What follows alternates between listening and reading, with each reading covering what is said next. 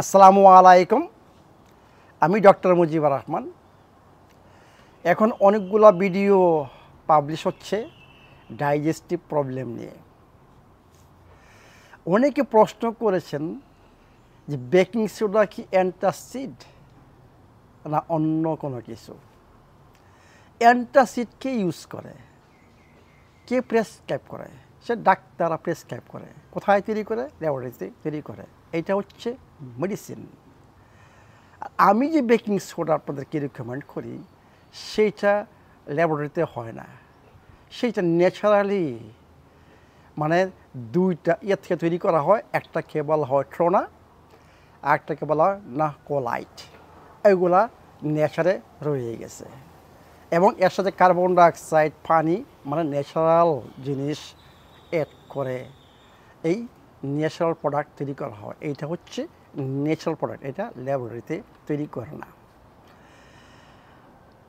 আর যারা অ্যান্টাসিড হিসাবে মানে প্রেসক্রিপশন অ্যান্টাসিড হিসাবে যারা ডাক্তাররা প্রেসক্রাইব করেন অ্যান্টাসিড বা কোথাও কিনতেছেন ফার্মাসিতে বা অন্য কোথাও, সেটা মেডিসিন। সেখানে অ্যালুমিনিয়াম হাইড্রোক্সাইড হতে পারে, ম্যাগনেসিয়াম হাইড্রোক্সাইড হতে পারে, ম্যাগনেসিয়াম কার্বনেট হতে পারে, সোডিয়াম বাইকার্বনেট, ক্যালসিয়াম কার্বনেট।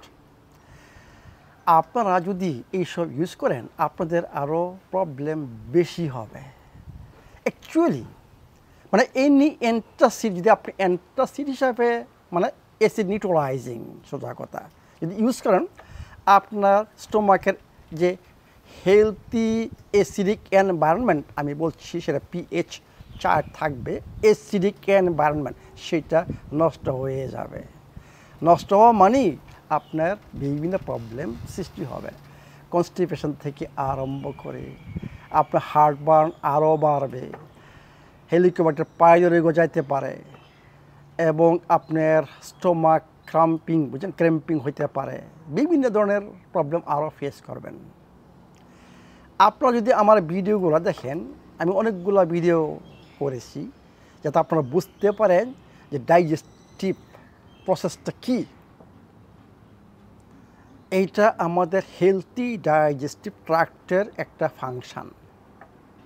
প্রত্যেকটা পার্টে ডাইজেস্টিভ ট্র্যাক্ট যা আছে পিএইচ, নির্দিষ্ট পিএইচ রয়েছে। মাউথ ক্যাভিটি থেকে আরম্ভ করে, স্টোমাক থেকে আরম্ভ করে, ডিউডেনাম, ইলিয়াম, লার্জ ইন্টেস্টাইন, প্রত্যেকের ডিফারেন্ট পিএইচ। এইটা আমাদের রক্ষা করতে হবে।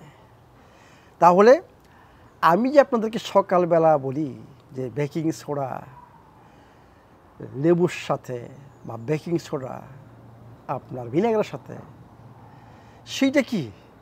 সেটা ন্যাচারাল রেমিডি, মানে আপনার ক্রনিক অ্যাসিডোসিস ঠিক করার জন্য। ক্রনিক অ্যাসিডোসিস কিসের জন্য হয় আমি মনে করি আপনারা এখন জানেন। আমার লাইভ দেখার পরে আপনারা মাস্ট এটা জানেন। সেইটা হচ্ছে আমাদের আনহেলথি লাইফস্টাইল এবং আনহেলথি ফুড। এই দুইটা জিনিসই আপনাদের শরীরে তৈরি করে ক্রনিক অ্যাসিডোসিস এবং স্ট্রেস। স্ট্রেস আমাদের শরীরকে ক্রনিক অ্যাসিডোসিস। ক্রনিক অ্যাসিডোসিস মানে কি? আপনার অ্যালকালাইন ফর্মিং মিনারেল নাই, আপনার বডির সোডিয়াম বাইকার্বনেট প্রোডাকশান করার ক্ষমতা নাই, আপনার বডির কার্বন ডাইঅক্সাইড প্রোডাকশান করার ক্ষমতা নাই। এইগুলা হচ্ছে কারণ আপনার ক্রনিক অ্যাসিডোসিস। ক্রনিক অ্যাসিডোসিস বলতে গেলে সব রোগের কারণ, দ্য রুট কজ, সেটা হচ্ছে আপনার এনার্জি ডেফিসিয়েন্সি, মানে আপনার বায়োকেমিক্যাল রিয়াকশানগুলো ঠিকমতো হবে না। কারণ ফেরমেন্ট পার্টিকুলার পিএইচে ফেরমেন্ট অ্যাক্টিভেট হয়। যদি ফেরমেন্টগুলা, এনজাইমগুলা যদি অ্যাক্টিভেট না হয় তাহলে আপনার শক্তি কোথা থেকে আসবে? আর শক্তির অভাব হচ্ছে সমস্ত রোগের কারণ। তাহলে আপনারা যে অ্যান্টাসিড কিনতেছেন সেটা মেডিসিন, আর আমি যে বেকিং সোডা রিকমেন্ড করি আপনাদেরকে সেইটা হচ্ছে natural remedy for chronic acidosis. এইটা অ্যান্টাসিড না। আমি আপনাদেরকে অ্যান্টাসিড রিকমেন্ড করি না কোনো দিন। আমি কোনো ঔষধ রিকমেন্ড করি না কাউকে। আমার ক্লিনিকে সবাই সুস্থ হয় ঔষধ ছাড়া। এর আগের ভিডিওটা আপনারা দেখবেন, স্পেশালি একটা ভিডিও করেছি। আমাদের তানবীর ভাই ফ্রান্স থেকে এসেছেন, ওনার বিভিন্ন প্রবলেম উনি নিজেই বলছেন উনি দেখেন কীভাবে এইসব প্রবলেম ডাইজেস্টিভ প্রবলেম কীভাবে সে সলভ করছে। মানে সকালবেলা বেকিং সোডা লেবুর সাথে, সকালবেলা বেকিং সোডা ভিনেগারের সাথে ডেইলি এখানে খেয়েছেন। মানে ভিনেগার এইটা পয়জন না, ভিনেগার হচ্ছে ন্যাচারাল রেমেডি। আমাদের ফাদার যে হাইপোক্রাট, সেই ভিনেগার দিয়ে সমস্ত শরীরের প্রবলেম সলভ করছে, হেলথ প্রবলেম যেগুলো আছে সেগুলো সলভ করছে। এটা একটা মহা ঔষধ। তাহলে আপনারা এখন উত্তরটা পেয়েছেন যে বেকিং সোডা আমি যেটা রেকমেন্ড করি, যেভাবে রেকমেন্ড করি, যে ডোজে রেকমেন্ড করি, এইটা অ্যান্টাসিড না, এইটা আপনার GERD এর ট্রিটমেন্ট না। আমি এখন প্রত্যেকটা GERD মানে ট্রিটমেন্ট, হেলিকোব্যাক্টার পাইলোরাসের ট্রিটমেন্ট, ক্যান্ডিডা আলবিকাসের ট্রিটমেন্ট, ক্রনিক আলসার গ্যাস্ট্রাইটিস আপনার ট্রিটমেন্ট, এগুলো দেখবেন কোথাও অ্যান্টাসিড লেখা নাই, বেকিং সোডা লেখা নাই।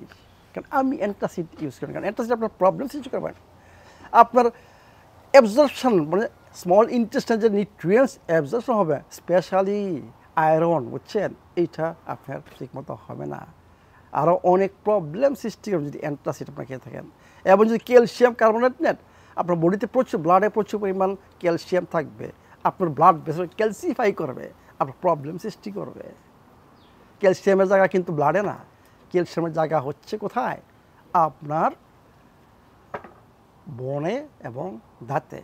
আবার বেশি বেশি ক্যালসিয়াম যদি আপনি নেন, তাহলে আপনার অ্যাবজর্ব হবে না ম্যাগনেসিয়ামের, বিভিন্ন প্রবলেম আপনার সৃষ্টি করবে শরীরের মধ্যে। এই জন্য বলি যে বডিকে কিউর করার একমাত্র পথ হচ্ছে ন্যাচারালি।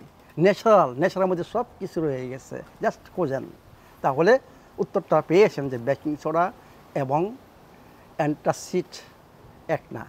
অ্যান্টাসিড আমাদের ডাক্তাররা করেন, প্রেসক্রাইব করেন, এবং এটা ল্যাবরেটরিতে তৈরি করা হয়, বিভিন্ন ধরনের অ্যান্টাসিড রয়ে গেছে। আর আমি যেটা বলি সেটা হচ্ছে একটা ন্যাচারাল রেমেডি ট্রিটমেন্ট করার জন্য, ক্রনিক অ্যাসিডোসিস ট্রিটমেন্ট করার জন্য।